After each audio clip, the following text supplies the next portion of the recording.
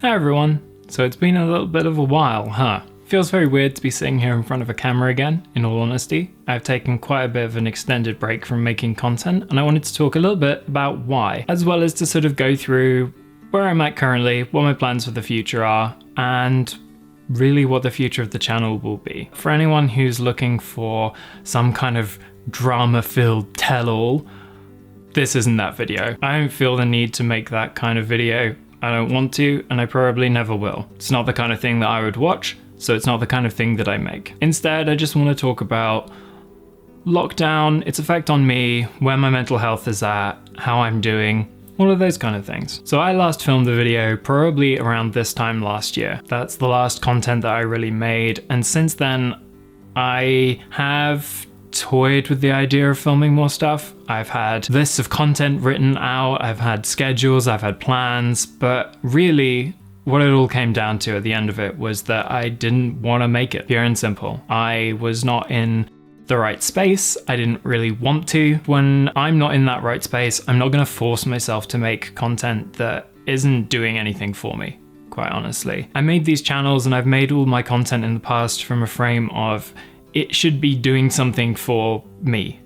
It should be something that I find entertaining. It should be something that I would have wanted to see. It should be something that making helps me talk about a thing or process something or a subject out loud with people, and I got a real benefit from a lot of the content that I was making. Being able to talk about my interpretations of things, my identity, who I am, and my journey gave me a really great structure for exploring these topics in a very conscious way, which was really, really great. I was getting a lot from that. But then I hit some rougher points in the road, and making content wasn't going to do that for me anymore. Not in quite the same way. Making videos wasn't something that was going to give me anything positive. For a while, it felt like a thing that if I was going to be doing, it would be out of an obligation to, or it would be out of a desire to just continue on, have the channel ticking over. And when it really came down to it, that's not what I wanted to do. I didn't want to make 20 weeks of content where I just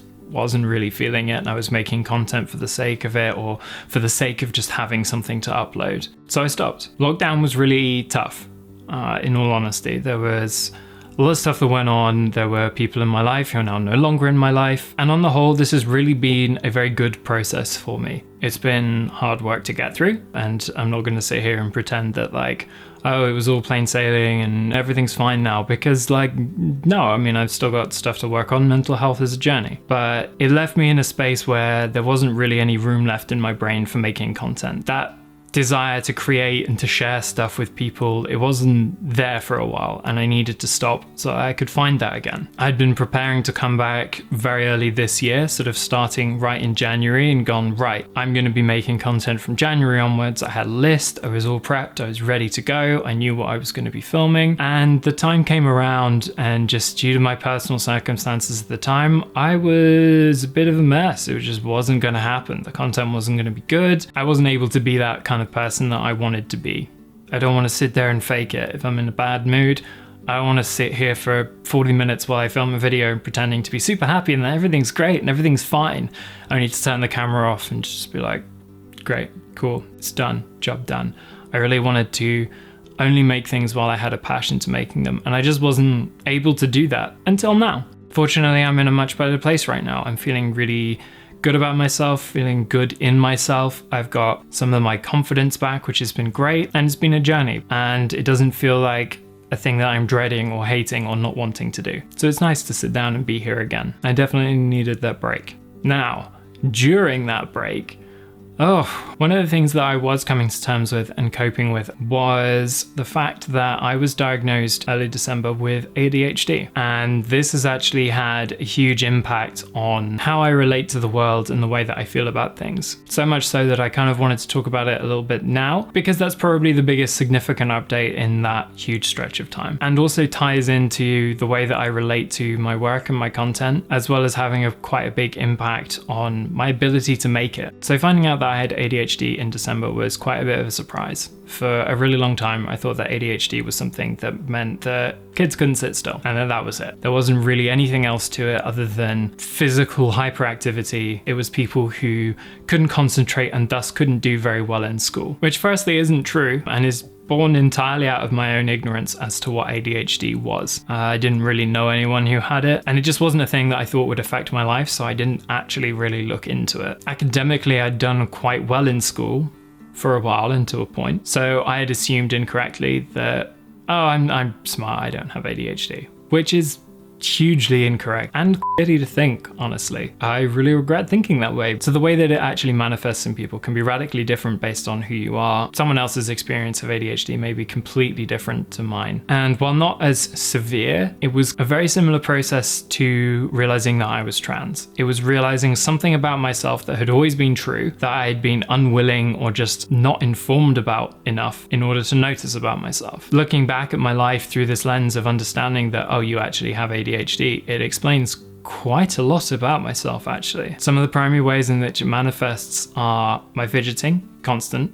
with my hands, which I always thought was an anxiety-driven response, and it sort of is, but that anxiety is rooted, a lot of it, in my ADHD. I've always found it very hard to ask people for things or to face any form of rejection, even if the rejection itself is minor. Asking to borrow something for someone, asking for time off, asking for anything where you could encounter a no has always been something that I found very, very difficult. And it turns out that a big part of that is rooted in rejection-sensitive dysphoria, which is quite commonly associated with ADHD. It manifests in me in things like feeling unable to start projects until there's a deadline. Sure, everybody procrastinates at some points. Everyone's got those things where they go, I'll do that later. We've all left stuff up until the last minute. The difference is with ADHD that it's a much stronger feeling and it's a lot harder to break that cycle. It manifests in me in my forgetfulness. I'll forget things that I've said. I'll forget things that people have said to me. My mood instability, feeling very up and down and going from 1 minute relatively okay about something to the next minute just feeling super overwhelmed with a huge wave or a wall of emotion. It turns out that a lot of that is actually caused by ADHD. And the reason I'm bringing all of these things up is that they have shaped the way in which I can relate to my content and the way in which I can produce it. When you're making content by yourself and you are the sole person, you're putting things out there into the world, and you always, in the back of your mind, have to face that possibility of, will people like this? Will people reject this content? It's just me, there's no one else. You're putting yourself out there. And when I was coming to think about making content again, it felt like this huge insurmountable wall. No, you shouldn't do that. People won't like it. People won't like you. And that was a manifestation of my ADHD that was preventing me from understanding that, no, you've made content quite a while. People quite like the things that you make, or they wouldn't watch it at all. It manifests in things like it's very hard to start a project. When there's no one else who's affected, it's very easy to just say, well, I just won't.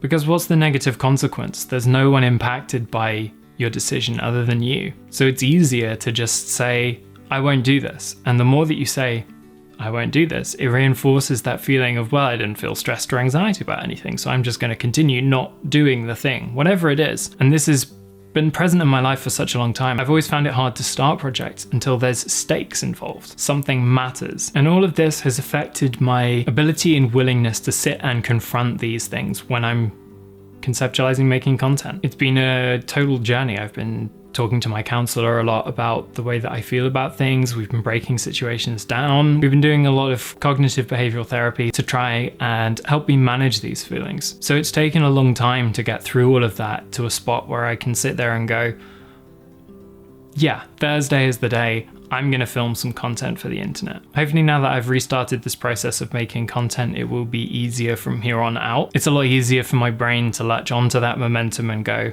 cool, we've got the ball rolling. It's from that sort of nothing to a start. That's the hard part. I don't know how often I'll be uploading. Right now, I've got a sort of 2-week schedule in mind, just so the workload is not like a massive jump.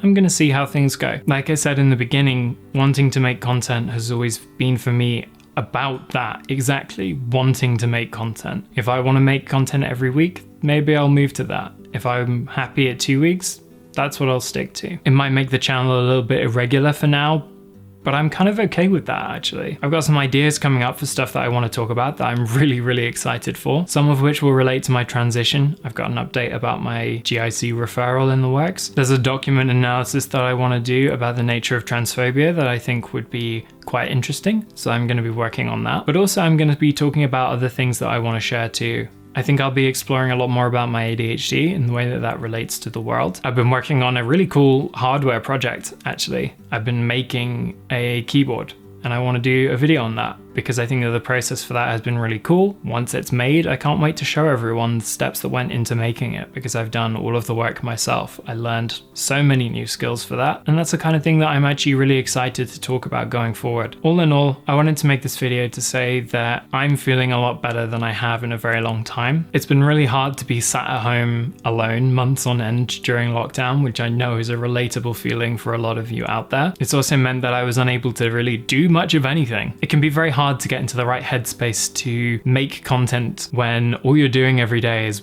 working 9 till 5:30 and then playing video games all evening because there's basically nothing else to do. I'm hoping now that the world is starting to open up again a little, that while I'm still going to be quite cautious going forward, I haven't had any vaccinations and I am quite an at-risk group, maybe opportunities for other things will start coming up as well, and it will be a lot easier to have actually done something worth talking about. I'll be able to restart elements of my transition that were put on hold for the pandemic, so there'll be more scope to talk about things there. However it turns out, thank you for watching this channel, thank you for always supporting me. Having a channel with people who watch my content and are invested in my story has always been an amazing point of support for me, and I wanted to thank you all for that, because even though I haven't felt like making content, it has still been reassuring to know that there are people out there who wanted to see it, and it's been amazing that pretty much everyone has understood that I needed this break, and everyone who's spoken to me about it has been wonderful. So thank you all. I look forward to making more content with whatever it is that I'm inspired to make. It might not always be on a consistent theme, and there might be some little bits of variety thrown in here and there, but I am excited to feel more comfortable back in this space again. Anyway, I'm rambling now because that's what I do, and that's who I've always been and will always continue to be. Thank you for watching, and I will see you soon for the next video. Bye. Also, like, how long is my hair now? Like, this shows how long it's been.